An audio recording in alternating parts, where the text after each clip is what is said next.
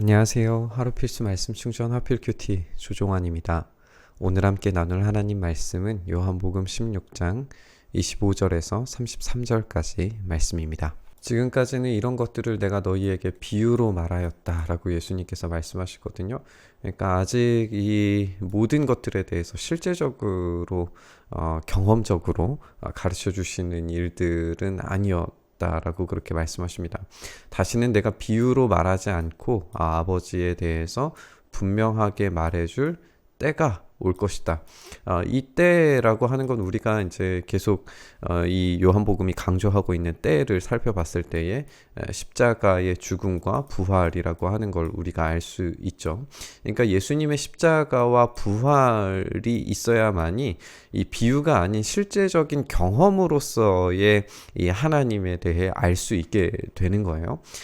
그날에는 너희가 내 이름으로 아버지께 구할 것이다. 우리가 어제도 함께 살펴본 것처럼 이 내 이름으로라고 하는 것은 우리가 성령 안에서 예수님의 이름, 예수님을 통과해서 예수님으로부터 하나님께 나아가는 이런 과정입니다. 그래서 내 이름으로 아버지께 구할 것이다 라고 하는 것은 이 삼위일체적인 과정이 친밀한 연합이 이루어지는 기도라고 우리가 기억해야 됩니다. 내가 너희를 위해서 아버지께 구하겠다라고 하는 말이 아니다. 아버지께서는 이미 친히 너희를 사랑하고 계시고 그것은 너희가 나를 사랑하였고 내가 하나님께로부터 온 것을 믿었기 때문이다. 그러니까 이 사랑과 이 믿음 그리고 이 믿음으로부터 오는 순종 이 모든 것들이 하나로 묶여져서 이 성령 안에서 예수 그리스도를 통해 하나님 아버지께 구하고 하나님께서 다시금 이 성령님을 통해서 우리 가운데 역사하시는 응답하시는 것을 우리가 경험하게 될 거예요. 그리고 하나님의 일하심은 우리의 어떤 욕망의 기도의 응답이 아니라 하나님 나라의 확실한 확장과 성취에 대한 응답이라는 것을 우리가 계속 나누어 오고 있습니다.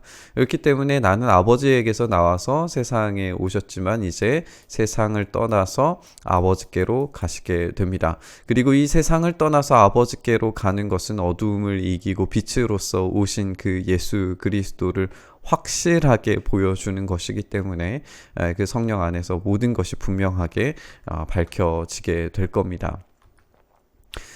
이제 이 십자가의 사건에 대해서 계속 이야기하고 계시는데 제자들이 정말 참되게 이것을 깨닫고 있을까요? 이제 제자들의 반응이 짧게 보여지게 되는데 제자들이 말하기를 보십시오. 이제 밝히 말씀해 주시고 비유로 말씀하지 않으시니 이제야 우리는 선생님께서 모든 것을 알고 계시다는 것과 선생님께 물어볼 필요가 없을 정도로 환히 알려주신다는 것을 알았습니다.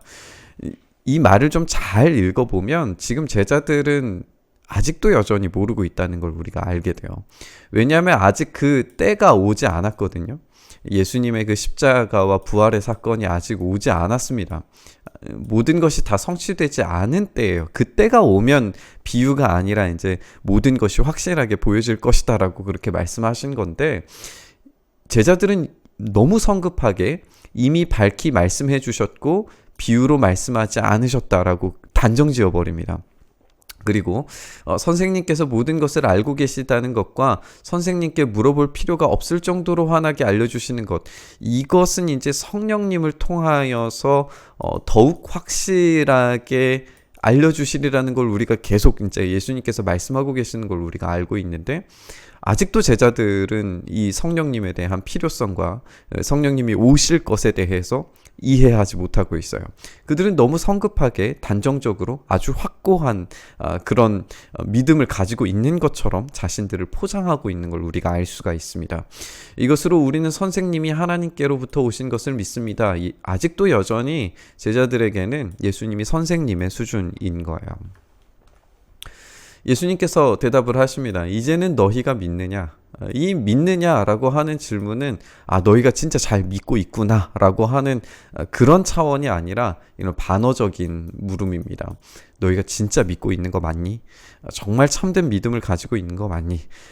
이 32절 말씀 보면은 그 반어적인 표현이라는 게 확실히 알게 되죠. 보아라, 너희가 나를 혼자 내버려 두고 제각기 자기 집으로 흩어져 갈 때가 올 것이다. 너희의 믿음은 지금 아직 참되지 못하다. 그 때가 아직 완전히 확실히 이르지 않았다. 그 때가 그런데 벌써 왔다. 이제 우리가 함께 나누고 있는 것처럼 이 14장 이후에 15장, 16장, 17장의 아주 친밀한 그 사건에 일어나기 직전의 대화를 우리가 읽고 있기 때문에 그때는 이미 진짜 확실히 눈앞에 와 있습니다. 그러니까 흩어지고 갈 때가 오는 것은 지금 당장이 얼마 지나지 않아서 곧바로 오게 될 사건이에요. 그렇게 생각했을 때 이 제자들의 확고한 믿음이라고 하는 것이 얼마나 부질없는 믿음이었는가가 여실히 드러나고 있는 겁니다. 아버지께서 나와 함께 하시니 나는 혼자 있는 것이 아니다. 내가 이것을 너희에게 말한 것은 너희가 내 안에서 평화를 얻게 하려는 것이다. 여전히 예수님의 목적은 이 평화를 얻게 하려고 하시는 것입니다. 너희는 세상에서 환난을 당할 것이다. 이제 곧 닥칠 환난이죠. 예수님께서 십자가에 달려 죽으시게 될 것이고 이 박해와 순교가 곧 일어날 일입니다. 이 제자들에게는. 그럼에도 불구하고 용기를 내어라. 내가 세상을 이겼다. 이 세상을 이기는 방식은 십자가의 죽으심과 부활을 통하여서 이루어지는 것입니다. 우리가 기대하고 생각하는 것처럼 세상이 뒤집어지는 방식으로 이어지는 것이 아니라 박해와 순교가 반드시 일어나게 될 그런 승리입니다. 그러나 박해와 순교가 일어나지만 그 이후에 반드시 일어나게 될 이 부활로 말미암아서 변함없는 확고한 영원한 승리가 우리에게 있습니다. 그렇기 때문에 그 평화가 너희에게 임하게 될 것이다 라고 지금 예수님이 선언하고 계시는 겁니다.